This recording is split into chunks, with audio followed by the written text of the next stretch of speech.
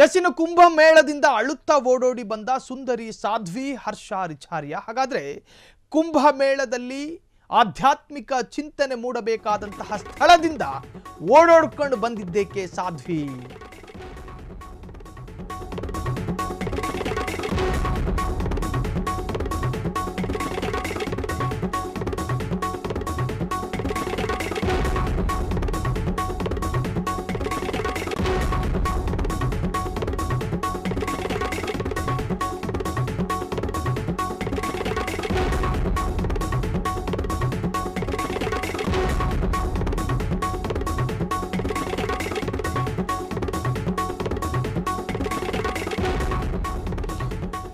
ಇತಿಹಾಸದಲ್ಲಿ ಹಿಂದೆಂದೂ ಕಂಡು ಕೇಳರಿಯದಂತಹ ಜನ ಸೇರಿದ್ದ ಒಂದು ಕುಂಭಮೇಳ ಅಂದ್ರೆ ಭಾರತದಲ್ಲಿ ನಡೀತಾ ಇರತಕ್ಕಂಥ ಒಂದು ಕುಂಭಮೇಳ.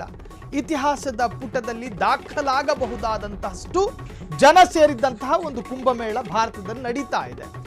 ಈ ಕುಂಭಮೇಳಕ್ಕೆ ಸಾಕಷ್ಟು ಧರ್ಮದ ಮುಖಂಡರು, ಸಾಕಷ್ಟು ಮಠಾಧಿಪತಿಗಳು, ಸಾಕಷ್ಟು ಸಾಧ್ವಿಗಳು ಕೂಡ ಹೋಗಿರ್ತಾರೆ. ಕಾರಣ ಕುಂಭಮೇಳದಲ್ಲಿ ಆ ತರಹದ್ದೇನು ನಡೆಯುತ್ತೆ, ಒಂದು ಆಧ್ಯಾತ್ಮಿಕ ಮತ್ತು ಸನಾತನ ಧರ್ಮವನ್ನು ಇಷ್ಟಪಡುವ, ಅದರಲ್ಲಿ ಆಸಕ್ತಿ ಇರುವ ಒಂದಷ್ಟು ಜನ ಹೋಗ್ತಾರೆ. ಅಲ್ಲಿ ಧಾರ್ಮಿಕತೆ ಮತ್ತು ಆಧ್ಯಾತ್ಮಿಕತೆ ಇವೆರಡನ್ನ ಹೊರತುಪಡಿಸಿದರೆ ಮತ್ತೊಂದು ಮನರಂಜನೆ ಸಿಗೋದಿಲ್ಲ. ಅಲ್ಲಿ ಧರ್ಮ ನಿಷ್ಠೆ ಇರ್ತಕ್ಕಂಥ ವ್ಯಕ್ತಿಗಳು ಹೋಗ್ತಾರೆ. ಆ ಹೋದವರ ಪೈಕಿ ಈ ಸಾಧ್ವಿ ಕೂಡ ಹೋಗಿದ್ರು. ಆ ಸಾಧ್ವಿಗೆ ಅಲ್ಲೊಂದಷ್ಟು ಅನುಭವಗಳಾಗಿದೆ. ಆ ಅನುಭವಗಳೇನು? ಹಾಗಾದ್ರೆ ಆಕೆಗೆ ಕುಂಭಮೇಳದಲ್ಲಿ ಏನಾಯಿತು? ಯಾರಾದರೂ ಅವಮಾನ ಮಾಡಿದ್ರಾ? ಸನಾತನ ಧರ್ಮದ ಮೇಲಿನ ಆಸಕ್ತಿಗೆ ಕುಂಭಮೇಳಕ್ಕೆ ಹೋಗಿದ್ದೆ ಅಂತ ಸಾಧ್ವಿ ಹೇಳ್ಕೊಂಡಿದ್ದಾರೆ. ಆದರೆ ಹೋಗಿದ್ದ ಸ್ಥಳದಲ್ಲಿ ಏನಾಯಿತು ಆಕೆಗೆ? ಇಲ್ಲಿ ನನಗೆ ಇರಿಸು ಮುರಿಸು ಉಂಟಾಗಿದೆ, ಇರಿಟೇಷನ್ ಆಗಿದೆ ಅಂತ ಹೇಳ್ಕೊಂಡಿದ್ದಾರೆ. ಹಾಗಾಗಿ ಇರಿಟೇಷನ್ ಮಾಡಿದವರು ಯಾರು? ಕುಂಭಮೇಳದಿಂದಲೇ ಬಿಕ್ಕಿ ಬಿಕ್ಕಿ ಅಳುತ್ತಲೇ ಹೊರಬಂದ ಸಾಧ್ವಿ ನಾಚಿಕೆಯಾಗಬೇಕು ಜನಕ್ಕೆ, ನನ್ನನ್ನು ಕುಂಭಮೇಳದಲ್ಲಿ ಇರೋದಕ್ಕೆ ಬಿಡ್ತಾ ಇಲ್ಲ ಅಂತ ಹೇಳ್ಕೊಂಡಿದ್ದಾರೆ. ಸಾಧ್ವಿಗೆ ಕುಂಭಮೇಳದಲ್ಲಿ ಅವಮಾನ ಮಾಡಿದವರು ಯಾರು? ಹಾಗಾದ್ರೆ ಯಾರು? ಧರ್ಮಾತೀತವಾಗಿ ಜನ ಹೋಗ್ತಾರೆ. ಅಲ್ಲಿ ಬೇರೆ ಬೇರೆ ಧರ್ಮದವರು ಕೂಡ ಅಲ್ಲಿ ಹೋಗಿರ್ತಾರೆ. ಸೊ ಆ ತರಹದ ಕುಂಭಮೇಳಕ್ಕೆ ಸಾಧ್ವಿ ಹೋಗಿದ್ರು. ಆಕೆಗೆ 30 ವರ್ಷದ ಸಾಧ್ವಿ ಸನ್ಯಾಸತ್ವವನ್ನು ಸ್ವೀಕರಿಸಿಕೊಂಡಿದ್ರು. ಆಕೆಯ ಕೆಲ ವಿಡಿಯೋ ವೈರಲ್ ಕೂಡ ಆಗಿತ್ತು. ಆಕೆ ಹೇಳ್ಕೊಳ್ಳೋದೇನು ಅಂದರೆ, ನನ್ನ ವೈರಲ್ ಆದಂತಹ ವಿಡಿಯೋಗಳ ಕೆಳಗೆ ಕೆಲ ಕಾಮೆಂಟ್ಗಳು ಬಂದಿತ್ತು. ಆ ಕಾಮೆಂಟ್ಗಳು ನನಗೆ ಧಕ್ಕೆ ತರುವಂತಹ ಕಾಮೆಂಟ್ಗಳಾಗಿತ್ತು.